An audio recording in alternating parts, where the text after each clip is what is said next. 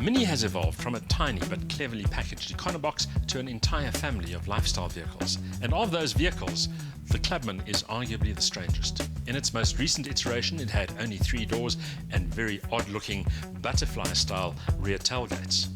But things have changed, and there's now a brand new Clubman with a healthy dash of convention. Minis have a reputation for being quirky, and the keepers of the brand have tried to explore and identify niches that suit the Mini persona, but aren't necessarily occupied by other automakers. Sometimes that eagerness to be different backfires, and the previous generation Clubman wasn't nearly as popular as Mini had hoped. While a compact estate car should offer buyers something a little different from the small SUV, crossover or even straightforward hatchback norm, it's also true that station wagons have been out of favour in South Africa for some time now. And besides, the first Clubman's unconventional 3-door layout didn't help its cause either. This latest Clubman draws on the heritage of the original station wagon-like Mini Traveller of the 1960s, which features an extended roofline and longer body. In its 21st century reincarnation, the result is quite attractive in an individual kind of way, and in Coupe S form, there's some athletic appeal as well. But perhaps the biggest change reflected by this latest F54 generation Mini Clubman is the return to a more conventional configuration, with 2 front and 2 rear doors. The result is much improved access to the cabin. The example under scrutiny here was fitted with a sporty John Cooper Works body kit, but the silhouette remains essentially Clubman: a narrow glass aperture, high shoulder line, wide C-pillar, extended roof and an almost abrupt rear.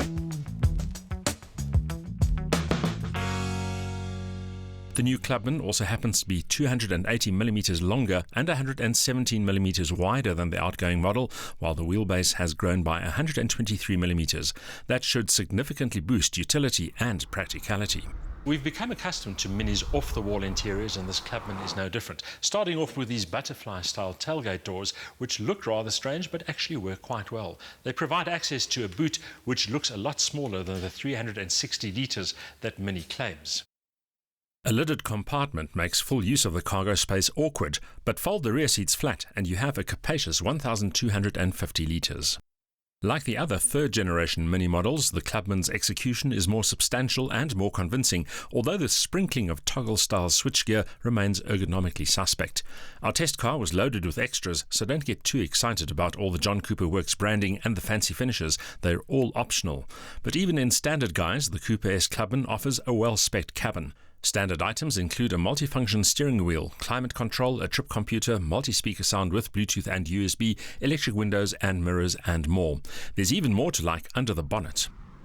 Because this is the Coupe S version of the Clubman, it's powered by a 2-litre 4-cylinder turbocharged engine, good for 141 kilowatt and 280 newton meters. And there's an overboost function which briefly boosts that torque to 300 newton meters. In standard trim, drive to the front wheels via a 6-speed manual gearbox, but we have the optional 8-speed Steptronic gearbox with shift paddles, and that's really a pretty good combination. It's particularly good here because the new 8-speed Steptronic box is streets ahead of the previous 6-speed auto. In its Coupe S application, the shifts are quick and positive, effectively combating lag and always making the most of the urge on offer. The ride is taut but lacks refinement on compromised road surfaces. Those optional 19-inch rims and ultra-low profile run-flat tyres only make matters worse.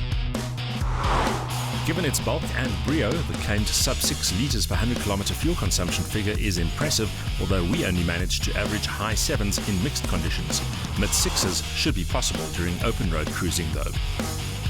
The Coupe S badge implies sporty performance, and this Clubman doesn't disappoint in that regard. The 0 to 100 times 7.1 seconds, top speed a useful 228 kilometers an hour. But perhaps more importantly, it shares the go-kart-like characteristics of the rest of the Mini range.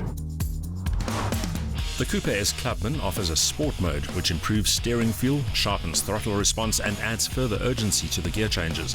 Certainly it feels and sounds more entertaining when that sport mode is selected, so much so that it should really be the default mode. Let's not forget that entertaining, engaging driving is what all Minis should be all about. The Coupe S Clubman feels confident when pressing on, and despite the fact that it's the biggest Mini in the stable for now, bigger even than the current Countryman, it always feels agile and fun to drive. Granted, it doesn't have the power to tackle the hot hatch brigade, but it does offer plenty of dynamic charisma.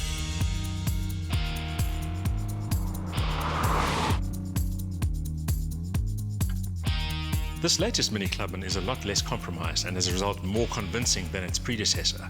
A big part of that reason is the 4 doors as well as a more spacious cabin. However, it's still more shooting brake than station wagon, and the boot is disappointingly small, proving that this car is more about lifestyle than practicality.